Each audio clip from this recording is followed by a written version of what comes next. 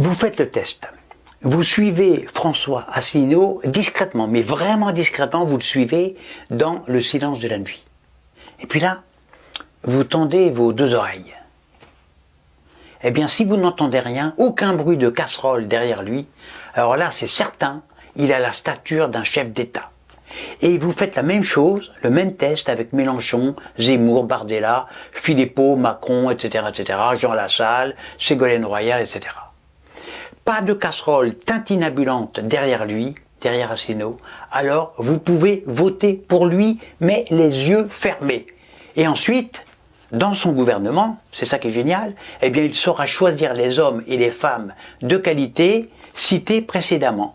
Par exemple, si vous aimez Philippot ou Bardella, eh bien votez Asselineau. Votez Asselineau parce que Asselineau, lui, il nommera ceux que vous aimez dans son gouvernement. Vous avez compris l'astuce? Le but n'est pas l'ambition d'un homme ou d'une femme, mais l'important c'est le destin de la France et de ses habitants. C'est ça qui est essentiel. Plus vous serez divisés, plus vous ferez le jeu des politiciens véreux qui détruisent la France en ce moment. Il la bousille complètement. Si vous dispersez vos voix entre Asselineau, Philippot, Bardella, Zemmour, Mélenchon, etc., eh bien vous serez toujours des losers, tout le temps. Et je le répète, votez Asselineau en masse et la France sera enfin libérée. Le seul problème avec Asselineau, parce qu'il y a quand même un problème, et ce problème est de taille, vraiment de taille, c'est qu'il est dangereux. Asselineau est un homme extrêmement dangereux pour les quelques psychopathes qui s'accrochent actuellement au pouvoir et qui détruisent la France. C'est ça qui est important.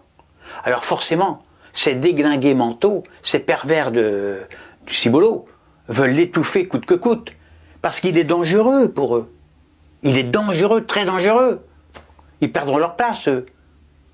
Asselineau, il veut sortir de l'Europe. Il ne veut plus d'euros. Il veut sortir de l'OTAN. En clair, les Français ne seront plus à la botte des États-Unis. Diantre, nous ne serons plus leurs vassaux. Nous ne serons plus obligés de faire des guerres qui ne nous concernent pas. Mais alors on va faire quoi, nous les Français, si on ne peut plus jouer à la guerre? Si on ne peut plus tuer des gens comme au bon vieux temps? On va s'ennuyer. On ne va quand même pas faire que du shopping.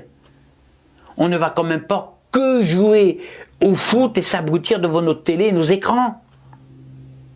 Dans quoi on va dépenser notre argent, notre énergie, nos milliards d'euros? Dans quoi?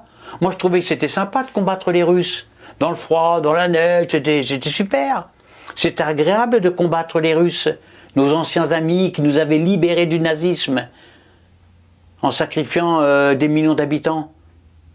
Nous, récupérer notre souveraineté nationale, notre indépendance, notre liberté. Mais les Français n'en veulent pas de leur liberté. Bah bien sûr, sinon ça fait longtemps qu'ils auraient dégagé leurs dirigeants corrompus. Bah évidemment. Ils auraient voté Asselineau. Les Français aiment leur chaîne, puisque Asselineau dépasse rarement les 5%. Les Français, finalement, bah quoi? Ils méritent leurs dirigeants. Ah oui, Asselineau aussi, il veut imposer une transparence politique. Ouh, il y a des têtes qui vont tomber là. Ah, c'est obligé. La plupart des médias vont sombrer avec leurs journaleux. Ça va être un massacre. Bah alors, on ne pourra plus avoir de pédophiles au pouvoir.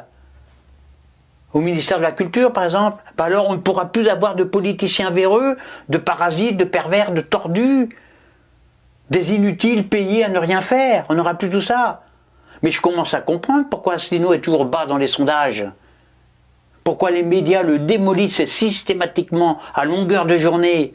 Ils en ont peur. Ou alors ils n'en parlent pas. Asselineau veut redonner le pouvoir au peuple aussi, avec des référendums. Le problème, c'est que les Français veulent continuer à bêler. Eh ben oui, c'est bien ça de bêler. En effet, parce que quand on est dans une bergerie, eh ben, il est doux de se frotter la laine les uns contre les autres. On est au chaud, on est bien, c'est sympa, ça sent bon la crotte et le purin de mouton. Qu'est-ce qu'on est bien, wow. Asselineau veut réformer l'éducation nationale aussi. Alors là, effectivement, il pousse ce bouchon un peu loin quand même. Hein. C'est-à-dire que nos enfants, dans nos écoles, ne recevront plus de drag queen. Ça va être dramatique pour nos enfants, pour leur culture, pour leur éducation, évidemment. Alors certes, avec Asselineau, ils connaîtront l'histoire de France, ils découvriront nos grands poètes, nos illustres scientifiques. En sciences naturelles, ils s'émerveilleront devant une fleur, devant les mystères du cosmos, mais ils seront complètement incultes concernant le monde des binaires, des non-binaires, des transsexuels, des transgenres, des drag queens. Ils ne sauront même pas ce que c'est qu'un trouble. Parce qu'il y a le couple, papa-maman, et le trouble. Mot sorti de la bouche de Marlène Schiappa. En maternelle, on ne leur enseignera plus la pornographie. Ils ne sauront pas comment jouer avec leur pipi, par exemple. C'est important, ça. François Asselineau veut aussi notre indépendance énergétique. Bon, là, bon, Asselineau est intelligent, il est cultivé, il est honnête, il est marié, il a des enfants, il est sensible. En fait, il est comme les Français normaux, il est comme nous. Il a de l'expérience en politique, bref, il a la stature d'un chef d'État. De surcroît, il instruit le peuple grâce à des conférences en ligne qu'il dispense avec grâce et gratuitement sur les réseaux sociaux. Et si on y réfléchit bien, le peuple, il a un énorme pouvoir entre les mains. Ben oui, il peut voter en masse pour Asselineau.